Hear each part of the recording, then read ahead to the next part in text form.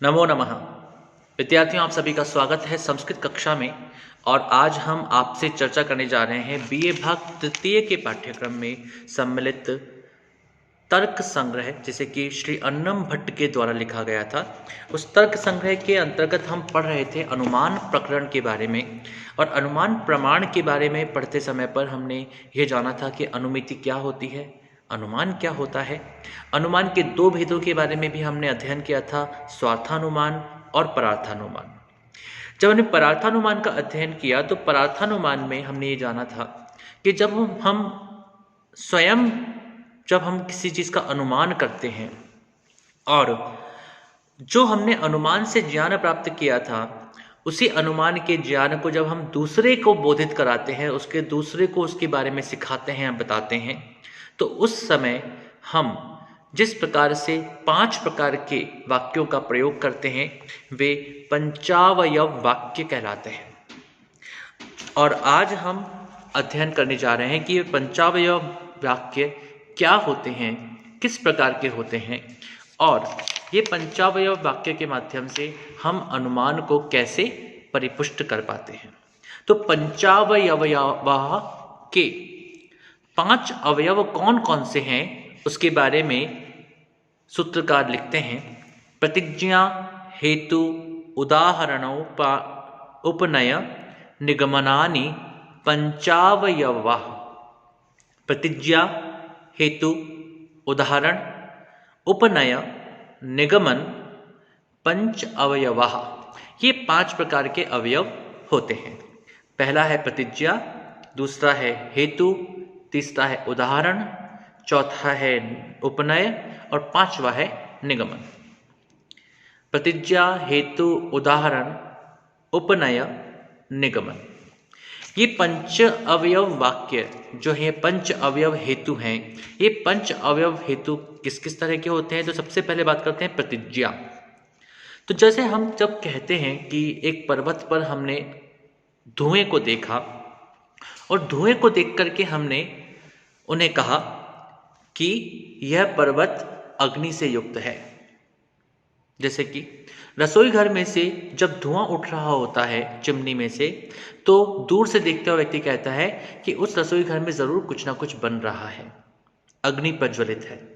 अर्थात रसोई घर की चिमनी से उठते हुए धुएं को देख करके हम प्रतिज्ञा करते हैं, हम एक स्पष्ट मत प्रदर्शित करते हैं, एक स्पष्ट ज्ञान हमको होता है कि जो नीचे रसोई है उस रसोई में जरूर कुछ ना कुछ पक रहा है, कुछ ना कुछ बन रहा है, या फिर वहां पर अग्नि प्रज्वलित है। तो यहाँ पर सबसे पहले हमारे अंदर जो एक मत आता है, जो एक ज्ञान आता है, वह आता है पर्वतो वह्निमान, अर्थात यह पर्वत अग्नि से युक्त है। यह जो हमारे अंदर ज्ञान प्राप्त होता है, यही ज्ञान कहलाता है प्रतिज्ञा।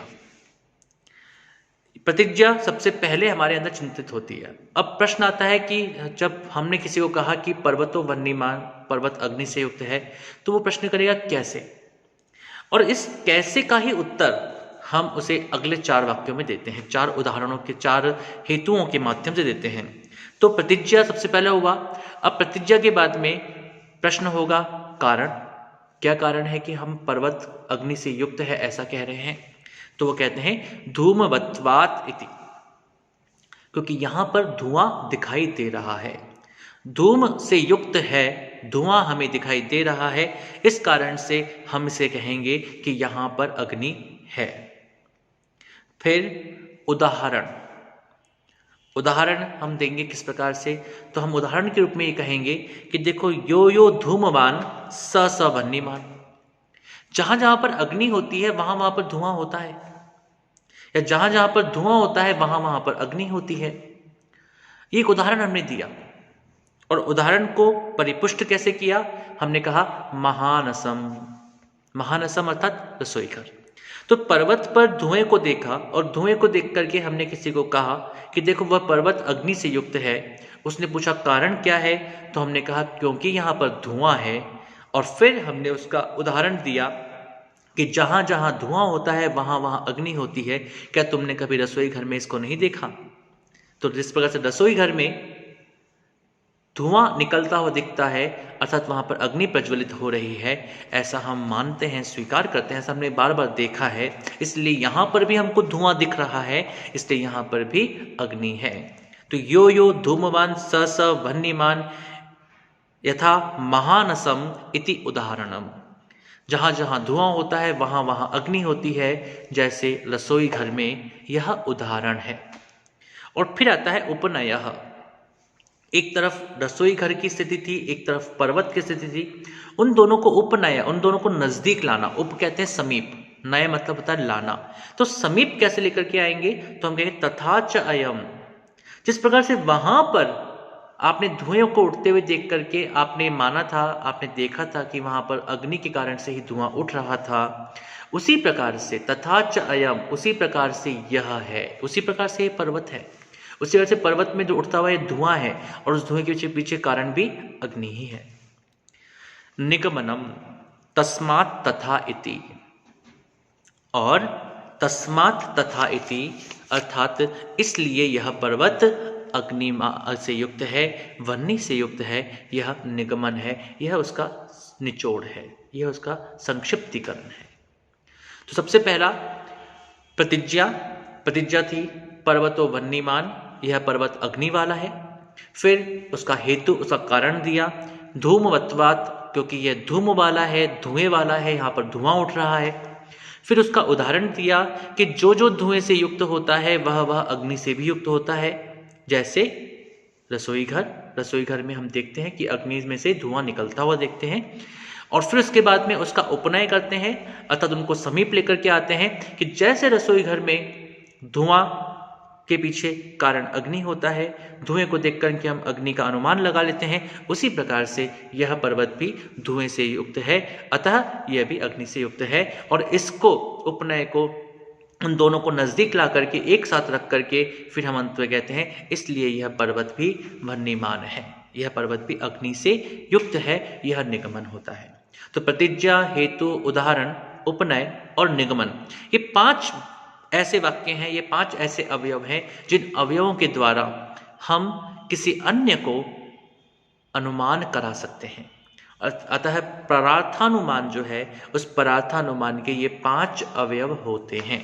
इन 5 अवयवों के द्वारा ही हम परार्थानुमान अर्थात दूसरे व्यक्ति को अनुमान करा सकते हैं। स्वार्थानुमानमिति परार्थानुमिति इति इत्यनयोः किम का करणम। और फिर एक प्रश्न आता है कि स्वार्थानुमिति और परार्थानुमिति का करण क्या है? करण हमने पहले ही पढ़ा था, जिसके लिए हमने कहा था कि असाधारणम कारणम करणम।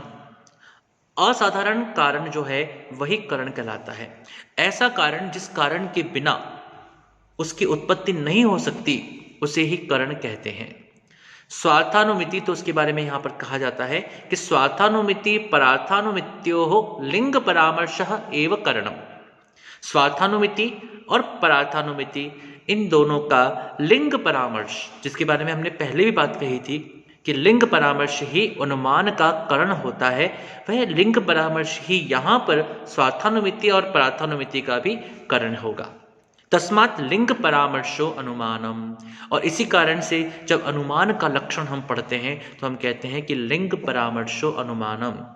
लिंग का परामर्श करना ही अनुमान कहलाता है, अर्थात जो संकेत हमें प्राप्त हुए हैं, लिंग यहाँ पर संकेतों से है, जो भी हमको आसपास की परिस्थितियां देखने को मिल रही हैं, जो भी हम उन आसपास की परिस्थितियों को जान रहे हैं, उन आसपास की परिस्थितियों को समझ रहे हैं, उसका परामर्श करना, उसके बारे में चिंतन करना, उसके कारण कार्य की अवस्था के बारे में ज्ञान प्राप्त करने का प्रयास करना, यह संपूर्ण जो प्रयास है, ये संपूर्ण जो चक्र है, इसके द्वारा हम कारण से कार्य तक पहुंच जाते हैं और कार्य से कारण तक पहुंच जाते हैं, इसी को अनुमान कहा जाता है। तो इस प्रकार से आज हमने देखा कि परार्थानुमान के लिए 5 अवयव कौन कौन से आवश्यक हैं, और हमने यह भी जाना कि स्वार्थानुमिति और परार्थानुमिति के लिए जो करण है, जो असाधारण कारण है, वह करण क्या है? लिंग परामर्श है।